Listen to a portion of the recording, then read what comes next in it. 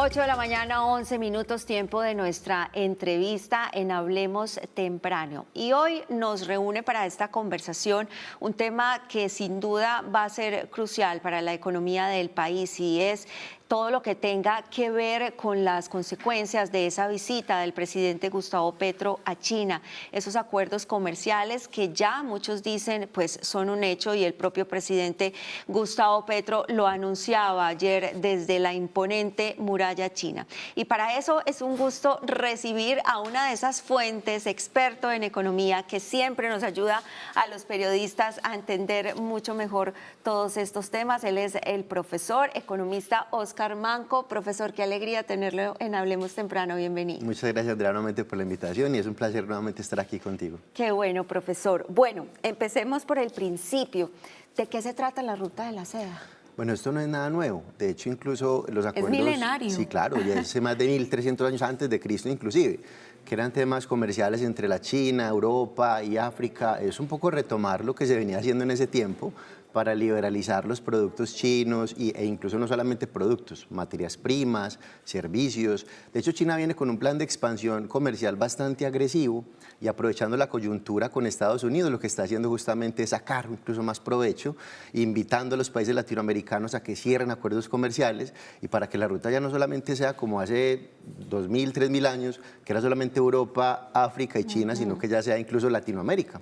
Claro, pues profesor, mire, antes de empezar, hemos preparado una nota de contexto justamente acerca de lo que significa esta ruta de la seda y ya seguimos conversando, lo invito a que la veamos. Desde China, el presidente Gustavo Petro confirmó que Colombia va a firmar la Ruta de la Seda, que es una extensa red de rutas comerciales con el país oriental. Esta decisión permitirá al país, según Petro, fortalecer el desarrollo industrial, tener apropiación de la inteligencia artificial y diversificar el comercio. Esto en medio de advertencias de sanciones por parte de Estados Unidos. Esa misma Ruta de la Seda hoy es planetaria y yo creo que permite el desarrollo industrial de última generación. Es lo que busco en este acuerdo, que Colombia como centro del mundo pueda desarrollar la infraestructura de la inteligencia artificial y su juventud aprenderla. Durante su visita al país asiático, el presidente Gustavo Petro también confirmó que busca adelantar una cumbre de la CELAC con Estados Unidos. Hemos solicitado al gobierno de los Estados Unidos que se haga la cumbre CELAC-Estados Unidos. Tiene como objetivo, por su posición geográfica, ser el corazón del mundo social, político, económico. Y en esto Colombia juega todavía un papel muchísimo más de corazón del mundo. Algunos gremios han calificado esta determinación como un error en el contexto del panorama comercial en el mundo. Lo cierto es que cuando nos enfrentamos a esa competencia y a esos tamaños de competencia, todas nuestras industrias corren peligro. Corren peligro no solamente por la diferencia en tamaño y en volumen y en masa crítica, sino también porque muchos de los productos han sido desarrollados con subsidios, por ejemplo, de investigación o con subsidios de tasa de cambio, o tenemos productos que tienen subsidios energéticos, o no sabemos cuáles son las condiciones laborales con las cuales han sido elaborados o no están cumpliendo con las condiciones ambientales. Si uno tiene que competir con una industria que tiene esas condiciones y ese tamaño, muy seguramente va a terminar desapareciendo. Lo cierto es que, aunque la propuesta podría representar oportunidades económicas para Colombia, según expertos también implica riesgos como una mayor dependencia tecnológica, deuda externa y posibles tensiones diplomáticas con Estados Unidos, su principal socio estratégico. Bueno, profesor, esta nota de Catalina Marín nos da muchas luces acerca de lo que significa esta ruta de la seda. Quiero comenzar por ese pronunciamiento de Bruce McMaster, el presidente de la ANDI, que dice que corren peligro muchas de nuestras industrias por lo que significa competir contra una economía de semejante tamaño. Claro, a ver, incluso para no entrar en tecnicismos, China tiene la capacidad de producir a unos niveles no solamente de mano de obra, de materia prima, mucho más baratos que en muchos países. Incluso parte de la preocupación, por ejemplo, de Estados Unidos es que mucha materia prima, como el acero, el hierro, venía ingresando incluso por debajo de lo que costaba producir internamente en los Estados Unidos. Eso era un efecto muy complicado a la hora de competir, porque quiere decir que el productor interno no tiene cómo competir con una inundación de producto que venga de afuera, y máxime pues cuando viene de la China. La industria colombiana no está preparada para ese tipo de cosas. Si bien es cierto que este tipo de acuerdos son importantes para transar e identificar de pronto caminos diferenciales, hoy en día, por ejemplo, no solamente es un tema de materia prima física, sino también de producto diferenciado como la programación, todos estos temas de inteligencia artificial, la inteligencia de las cosas, todo este tipo de cosas, digamos que resulta interesante para que Colombia de pronto compita con mano de obra que sea competitiva. Pero desde el punto de vista de la producción de un producto que quiera entregar valor agregado, la situación es bastante compleja y la industria colombiana no está preparada para asumir una andanada de producto que de alguna manera vaya, como les mencionaba yo, quebrando incluso algunas industrias específicamente. Profesor, este acuerdo, este ingreso de Colombia a la ruta de la seda, obviamente le trae beneficios a China, porque ese es el objetivo de ese proyecto. ¿Y a Colombia qué beneficios le puede traer? A ver, en el año 2013 justamente China lo que buscaba era liberalizar el producto, liberalizar también el servicio, a fin de estar más consolidado y afianzado en una economía global y mundial. De esta manera, los acuerdos nacen, pero previendo justamente el impulso que venía haciendo China en temas de inversión en infraestructura. Miren, es que no es, digamos, gratis, y de hecho, como decía Milton Friedman, un economista muy reconocido, decía, no hay almuerzo gratis, alguien tiene que pagar el almuerzo. Claro. Entonces, no es para nada gratis que, por ejemplo, China sea el principal inversionista en el puerto más importante de Perú en este momento. No es para nada despreciable que China hubiese finalizado una conexión ferroviaria entre China y Madrid recientemente. Entonces, ese tipo de cosas lo que estaban haciendo era preparar desde el año 2013 y en adelante para que China arrancara con este ejercicio de comercio internacional, digamos, restarle dependencia a lo que eran en su momento pues Estados Unidos y afianzarse como una economía no solamente importante, sino determinante para los siglos finales de la economía mundial. ¿Y eso a Colombia en qué la puede beneficiar? Yo solamente veo, digamos, un canal interesante para el caso colombiano, y es que Colombia se ha convertido en una fuente importante de mano de obra en temas de programación y también, digamos, asistencia en este tema digital que ha venido cobrando una fuerza importante en el escenario mundial. Muchos, de hecho, de los programadores freelance de Estados Unidos, de Europa, se encuentran en este momento localizados en Colombia, precisamente porque la mano de obra, al hacer el contraste, resulta ser una mano de obra, digamos, más competitiva. Sin embargo, a la hora ya de pensar en productos finales, Colombia lo que tiene es una serie de alarmas y alertas, porque como bien lo mencionaba, la economía colombiana y la industria no está preparada para una competencia en medio de competitividad, porque lo que está haciendo China en este momento es presentar producto final con eficiencia. Claro. Y en ese sentido, digamos que Colombia sí que se queda en un renglón segundo a la hora pues de competir. ¿Cuáles sectores de nuestra economía se verían más afectados al tratar de competir con ese gigante asiático, con la segunda economía más importante del mundo? Materias primas internas, todo ese tipo de industrias son unas industrias que seguramente tendrían que estar en este momento revisando cuál va a ser su plan de choque a futuro. Sin embargo, pues sí, aquí yo creo que los contrastes son importantes de mencionar. El tema de la computación y la digitalización resulta ser una alternativa interesante. Por eso la economía viene migrando y viene mutando. En el año, por ejemplo, 1900, una persona que se ganaba la vida arrastrando una carreta, pues tuvo que pensar que con la llegada del vehículo su trabajo iba a cambiar y si no, pues no iba a estar en el mundo laboral. Ahorita pasa una cosa medianamente similar.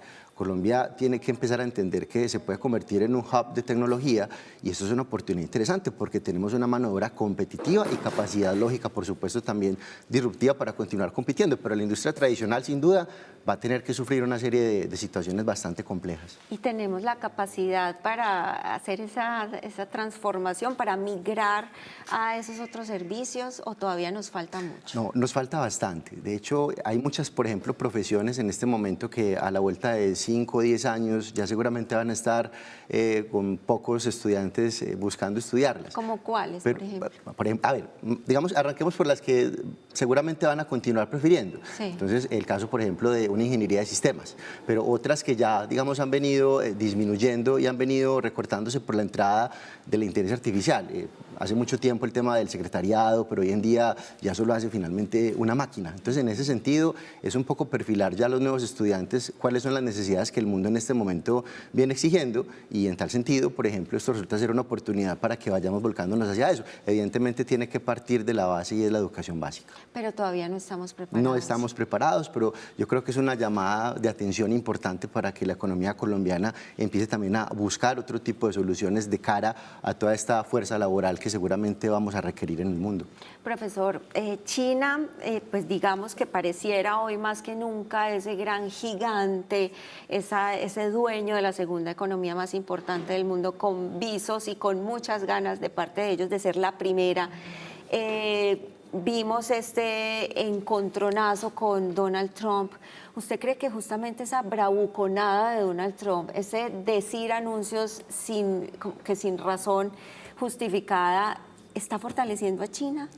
Volviendo al tema del almuerzo, el principal tenedor de títulos de los Estados Unidos emite la deuda y la pone en el mercado internacional, y el principal tenedor de esa deuda es precisamente China. O sea, China es el acreedor principal de los Estados Unidos en este momento. Entonces, esa bravuconada no es gratis, porque claro, hay muchas cosas que negociar. No solamente es el tema de ese endeudamiento tan grande, porque es como deberle casi toda la plata a China desde los Estados Unidos, sino también lo que mencionábamos de la entrada de producto barato, que estuviese incluso quebrando y con la posibilidad de quebrar muchas industrias. Ahora, es una vaina muy compleja pasar de un arancel de 150% al 30 o al 20%, claro, y eso pues lo que resalta es que la pelea tiene más allá dentro de sí. Y esa pelea, pues lo que va arrastrando justamente son los países como los nuestros, que son dependientes de economía como la norteamericana, que gran parte de nuestra producción y nuestra exportación se va justamente allí, que no deja bajar la inflación, porque al final, como lo mencionábamos, no hay almuerzo gratis. ¿Y quién paga ese almuerzo al final? El consumidor. ¿Y el consumidor lo ve a través de qué?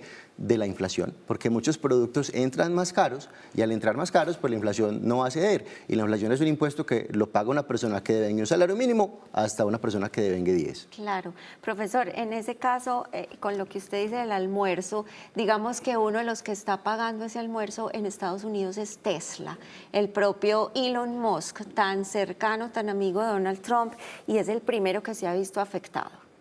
Pero por supuesto, es que de hecho la marca... Y de ese tamaño, imagínense. Claro, es que la marca china de vehículos eléctricos, que en su momento le hacía las baterías a Tesla, ya ahorita está produciendo y triplicando sus ventas en el mundo, liberalizando la exportación. De hecho, Medellín es una ciudad que, como ciudad intermedia, vista pues desde el mundo, es una ciudad ya que ha venido recibiendo muchos de este tipo de vehículos, y Tesla, por el contrario, disminuyendo las ventas. Mucho tiene que ver justamente la bravuconada que mencionabas hace un momento de Donald Trump, es cómo tratar de proteger ese comercio local, pero a la hora de competir con un gigante de estos, con productividad y eficiencia, resulta ser bastante complejo. China, con todos estos acuerdos que está haciendo, está dando pasos importantes para quitarle a Estados Unidos ese primer lugar en la economía. ¿Usted cree que eso es posible? Pues yo creo que más que posible es que ya es una realidad, para ser honestos. Es que la cantidad de producto que China exporta, y más con esta medida de la ruta de la seda, es justamente decirle a los países latinoamericanos: no se preocupen, yo estoy aquí si necesitan producto, pero a la hora, por supuesto, de nosotros salir a llevar producto es bastante complejo. Por ejemplo, pasar en este momento de un 5%, que es lo que tiene Colombia, que manda para la China, pasar de un 5 a un 30%, eso requiere una inversión en infraestructura y en competitividad muy compleja que en este otro país no está recibiendo. Entonces, la ecuación tiene que verse desde dos puntos de vista. Uno, por supuesto, interesante que nos demanden producto, interesante que nos demanden servicio, pero es que la inversión extranjera que ha venido a Colombia ha disminuido significativamente por todo el tema de las condiciones económicas, la situación política interna. Entonces, la ecuación no se puede ver solamente en esa punta, ir a firmar acuerdos, sino cómo yo blindo finalmente al productor y al empresario local para que la inversión llegue, para que el inversionista extranjero también traiga su dinero, y de esa manera pues mejoremos la competitividad, porque de lo contrario queda la ecuación incompleta. Y en ese momento esa ecuación está incompleta, profesor, porque vamos a tener un acuerdo con la ruta de la seda, pero como usted dice, ¿cuáles son las medidas para los productores y para los pequeños empresarios de Colombia? Efectivamente, es que yo creo que una de las críticas grandes que en este momento tiene el presidente es que no se sentó con los gremios, no se sentó con la academia, no se sentó con los empresarios. Bueno, ¿y qué vamos a hacer? Pues simplemente fue a firmarla, y eso pues finalmente para efectos de lo que el país representa en el mundo es interesante, pero a la hora en realidad de trazar lo que requiere la academia, lo que requiere la industria, se quedó bastante coja la ecuación y seguramente va a continuar así. Profesor, ¿y qué puede pasar con Estados Unidos, con la relación comercial entre Colombia y Estados Unidos, su relación más importante, el mercado más importante que tenemos después de este acuerdo con China? Bueno, yo creo que eso finalmente pues a los Estados Unidos no es que le interese mucho el hecho de que se esté firmando un acuerdo de ruta de seda entre Colombia y la China. En este momento, como les mencionaba, migrar ese 30% que tenemos en Estados Unidos hacia la China, no solamente por complejidad, sino por diversidad de productos, resulta complejo. Gran parte de lo que exportamos nosotros es justamente petróleo y derivados, de ese 30% de lo que exportamos. China en este momento no lo requiere. Entonces, Estados Unidos sigue siendo el principal receptor de ese tipo de inversión, y a Colombia le sigue determinando las condiciones a la hora de importar, en el caso de Estados Unidos, y de nuestra exportación. O sea que esos anuncios en redes de, bueno, Colombia se va para China, nos gustarán mucho las flores ecuatorianas y centroamericanas. No, eso no, en realidad es bastante difícil por lo que les mencionaba. Mucha parte de lo que nosotros exportamos es crudo y derivados, que incluso durante este gobierno ha sufrido una afectación muy importante en temas de inversión. No es gratis tampoco esos resultados tan complejos de Ecopetrol que justamente presentaron la semana anterior, cuando se preveía que por lo menos con un efecto de recuperación en producción pudiésemos tener una situación diferente. Y eso es bastante difícil, que de alguna manera vaya cobrando un rumbo distinto durante lo que falta de este gobierno.